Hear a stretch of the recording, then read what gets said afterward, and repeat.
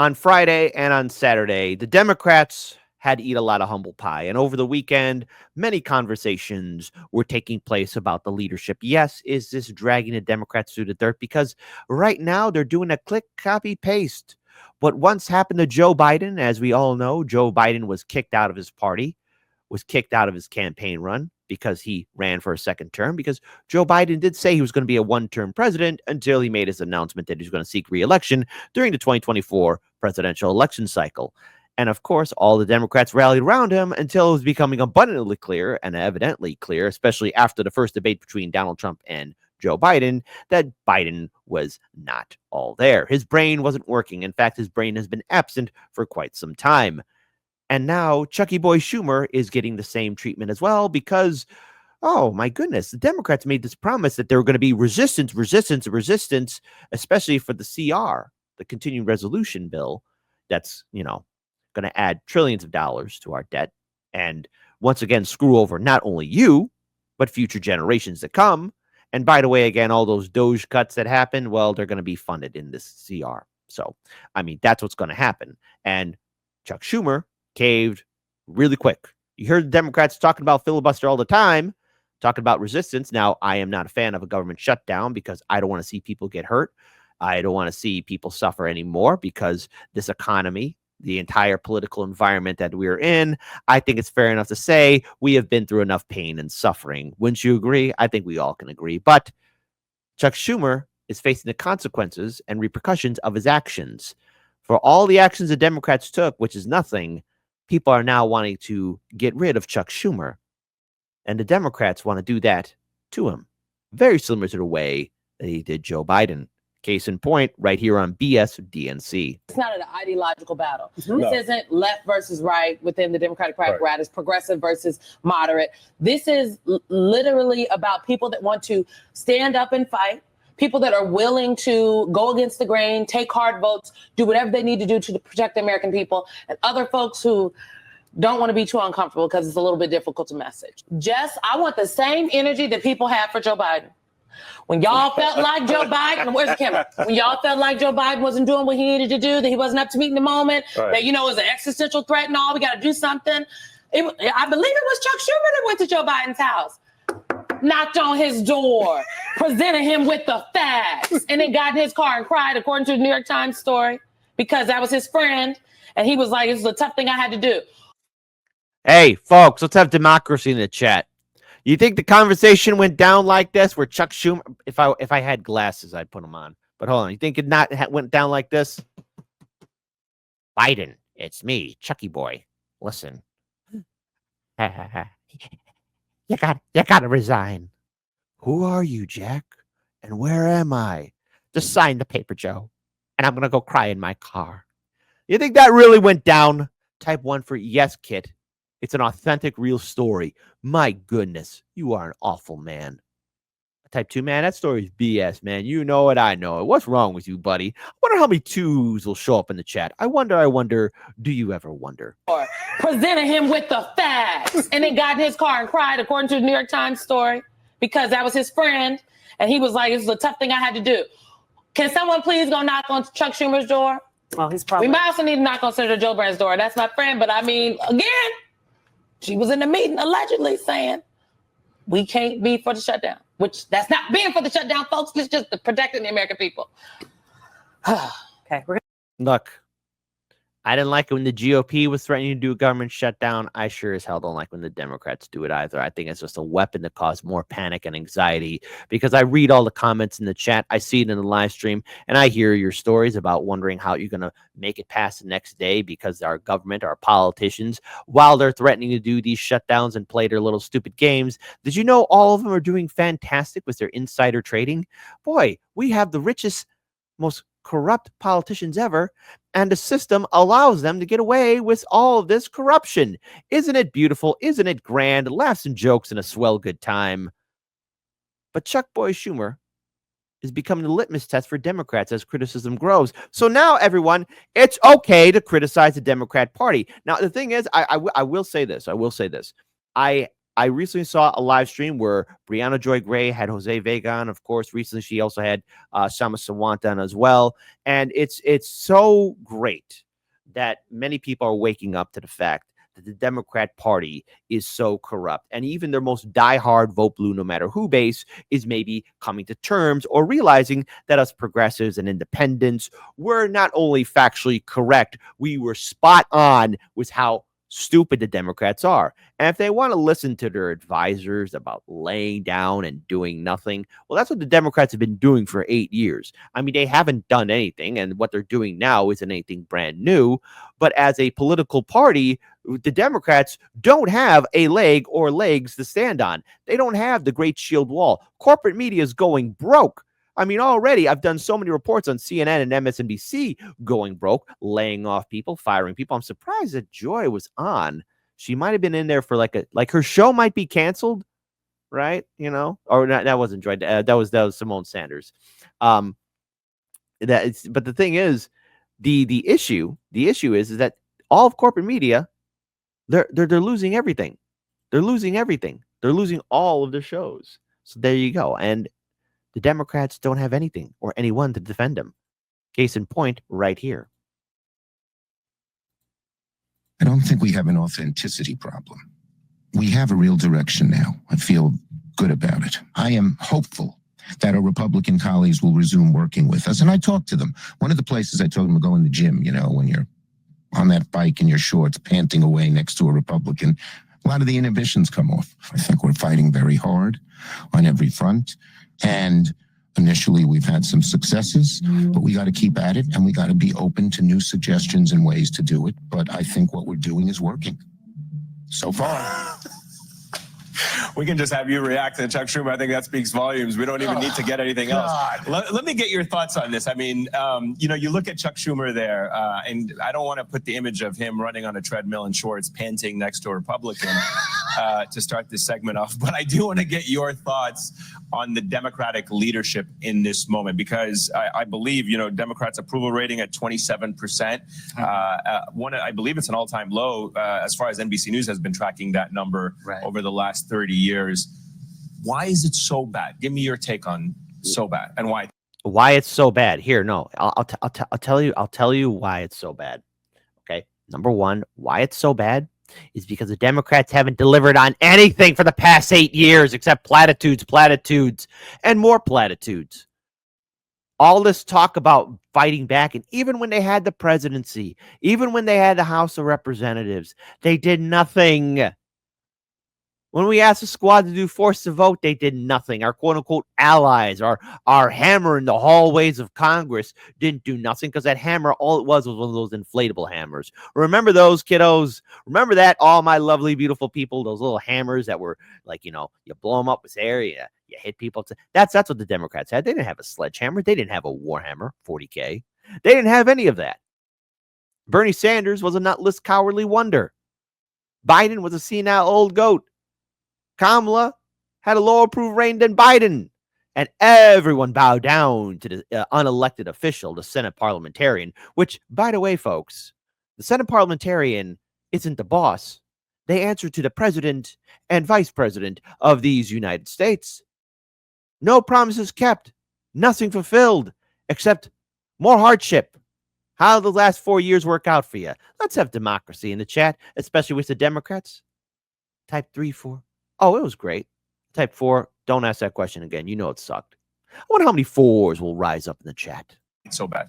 Because they have Stockholm syndrome, guys like Schumer.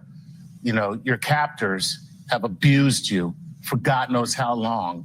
And you're like, they might work with us again one day. Like, no one wants them to work with you.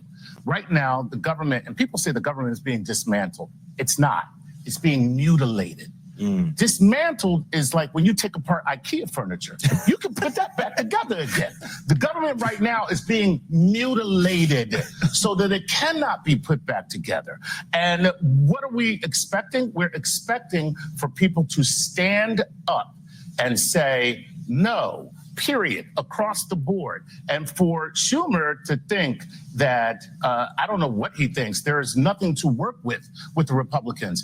They gave you a take it or leave it bill, and then they left town. So you know what your answer should have been? Well, leave it. Yeah. That's what take it or leave it means. You can take it or you have another choice. You can leave it. And that's all they had to do. And the leaving it means that you fight, Brian. Right. And I think that's like the part that I think people want from the Democratic Party is they want people to meet the moment where it is and fight. We all know what's at stake. They told us for months that Donald Trump. Listen, I got to give a huge shout out to Case Study QB. I don't know how your brain is still together after all this, my friend. You're made out of stronger stuff than me. And you are. You are made out of stronger stuff than me, my friend. Because after hearing this, oh, now you want to fight. After how many times have we been asking the progressives and independents to fight? Heartland's Media has been around for 8 freaking years. We just had our birthday, February 8th, for our YouTube channel. We've been through a lot. Censorship, termination, demonetization, shadow banned, people being unsubscribed. And you know what? During those 8 years, I remember having a lot of engaging conversations, especially when it came time to being critical of the Democrats, when people were saying, well, gee, why don't you just fall in line and follow the orders? Keep your powder dry. How'd that work? This is the end result. Hardlands Media was correct about all the jagoff Democrats not doing jack. Is a threat to our democracy. And now Chuck Schumer is talking about just kind of business as usual. Let me play for you what Jasmine Crockett, Congresswoman from Texas, had to say. Listen to this. The idea that Chuck Schumer is the only one that's got a brain in the room and the only one that can think through all of the pros and cons is absolutely ridiculous. Do you think Senate Democrats should replace Chuck Schumer? I think Senate Democrats have to sit down and take a look and decide whether or not Chuck Schumer is the one to lead in this moment. Brian, you occupy an interesting position. You're down in the South. Your politics are not very red, not red at all, I should say, very blue. So give me the perspective down there on what other colleagues of yours and people you're talking to on a daily basis. What are they saying about the Democrats in this moment? What do you think about this divide? Well, first of all, when we talk about Democratic leadership, I think the question that most people are asking themselves is what leadership? I mean, that's the question we're asking here. Who are the leaders first? I mean, before we go. Hold on. Who are the leaders? See, the thing is, nobody wants to be a leader. It's all a lie about asking for leaders. And how we feel about the lies, they shall all be exposed. All lies will be exposed. And it's great. And by the way, I've had people reach out to me, ask, hey, Kit, why don't you interview Cat Williams? I did send a message out. If that ever happens, hey, that'd be great. But, it is what it is. But nonetheless, we thank Cat Williams for his prophetic words in 2024 that still resonate in 2025 and for centuries to come. Any further, let's give a huge shout out to Jasmine Crockett. She is one of the younger voices in the Democratic Party that has been very vocal. But, what we're seeing right now, back to Chuck's point, they are just demolishing government. But I mean, this has been slowly building. This movement has been slowly building for 8 years. And the entire time, Democrats have just been clinging to these norms and institutions, and we want to make sure that we stick to our norms and institutions and play by the book. You're dealing with people who are not playing by the book. They're not. They took the book a long time ago and threw it out the window. Stop trying to play by the book. And Jasmine Crockett is an example of somebody. AOC is an example of somebody who at least seems like they're up for the moment. Chuck Schumer, like a lot of the old guard of the Democratic Party, God bless him, but it seems like he's stuck in the 60s, stuck in the 70s or 80s or wherever he's stuck in, and he's just not up for the moment, and he hasn't been for 8 years. Well, first of all, Democratic Party correction. The Democratic Party is still a thing. The real thing is the Democratic Party was a thing. Because it's not. This is a real-time moment where we're seeing it die out. I would be impressed if they are able to recover any kind of stability during the 2026 midterm election cycle. Because this is where people start losing confidence. This is where a party dies out. Are we witnessing a realignment? Possibly. Anything can happen. These last few months, January and February, have been nothing but a roller coaster of emotions. Hold on to your butts, folks. It's only getting started. Has been building for 8 years now. Yeah. And what we're seeing is the end result of sitting back and doing nothing for almost a decade while this builds up on us. He is the senator from New York, and when he was asked about Mahmoud Khalil and the arrest, what did he say? He didn't answer it. He didn't condemn the arrest. He dodged the answer and then continued to dance around the topic and condemned university protests. A shameful reaction from a New York senator for a constituent in his who was disappeared, who has been abducted, to say the least, and disappeared. Permanent legal Resident, resident in a context that can only be described as a deep threat, not just to students who protest, but to democracy writ large, because you're literally saying it's okay to go after someone because you disagree with their viewpoints. But I think one of the things we have to recognize is there is a playbook that they are using. It's an authoritarian playbook. And one of the things that the Democrats haven't yet learned is what playbook have opposition parties used in countries that have had to go up against an authoritarian playbook. And it's real easy. It's called fight, okay? It's called fight, but actually That's not in the Democrats' mindset. They can't fight. When we've asked them to fight, they did nothing. 2021 was the opening shot, especially to the progressive, quote unquote, air quote, progressive Democrats. Forced to vote, March for Medicare for All, 3-day general strikes, 3-day general strike summit, meeting. That was the thing. There was also, the fight for minimum wage increase that never happened. Oh yeah, none of that happened. It was in 2021. The big signal, the big reveal, all of it. I remember it, and so do all of you. you understand what you're fighting for and about and for whom. When they go low, we reach down and give them a slap. That's what happens. Well, That was the dumbest thing I ever heard. Say it again. but actually understand what you're fighting for and about and for whom. When they go low, we reach down and give them a slap. That's what happens. We reach down and give him a slap. I mean, I don't know about going down low doing a slap. Like, this is a face right here where he realizes he said something stupid. Home. When they go low, we reach down and give them a slap. That's what happens. Well.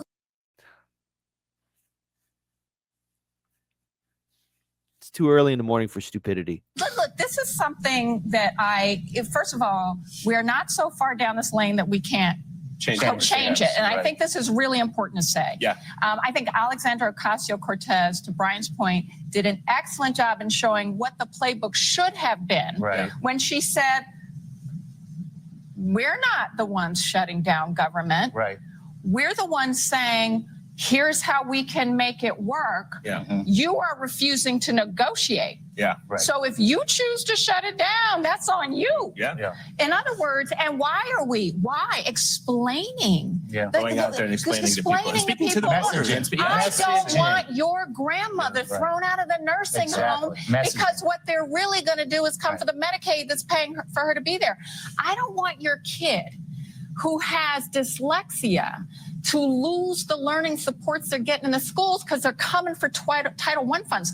By the way, if you're in a rural area, that might be 30% of your school budget. Yeah. I'm not trying to. But here's the thing. Are you expecting the Democrats to actually fight back? Because they don't have that. They don't have that. You know what they're going to do with all of that? They're going to fundraise off of it. You think the Democrats are going to say, we're going to stop it? No. They're going to send you an email saying, give us $5, give us $10, give us $20. No, F you. Give me $5, $10, $20, Democrats. Because when we ask you to fight, you do nothing. Say that you could hear Senator Gillibrand's voice from the other side. I have heard from other reporters who were there that you didn't just hear her voice. She was yelling loudly at the top of her lungs. Talk more about this. Well, you're not supposed to hear anyone in that room is kind of the point, right? So the fact that we could even hear anything with the doors shut was kind of amazing. She was making the point, kind of what Schumer was saying, right? This will not be a normal shutdown if we, in fact, pave the way to shut down the government. That was the argument that Schumer was advancing really for 3 straight days in private. Much of his caucus agreed with him. However, kind of in the middle of those 3 days, you had Schumer come out and say, effectively, the Republicans do not have the votes to pass this continuing resolution in the Senate, meaning there would not be enough Democrats to give them 60 votes to overcome a filibuster. That led us to believe that Senate Democrats were potentially serious about this fight and carrying this on. And I think that sort of 24-hour whiplash that we got from that moment on Wednesday to then Schumer coming out on Thursday and saying he is going to vote for, or at least pave the way for this piece of legislation to be passed into law. That's why it was so jarring, because he essentially led people to believe that they were going to continue this fight and keep going. I mean, Drew, I mean, lots of when he came out on Wednesday. But there isn't going to be a continuation of the fighting. There'll be none of that. And now Democratic senators care more about going on recess right now. Did you know they're going to go on recess again?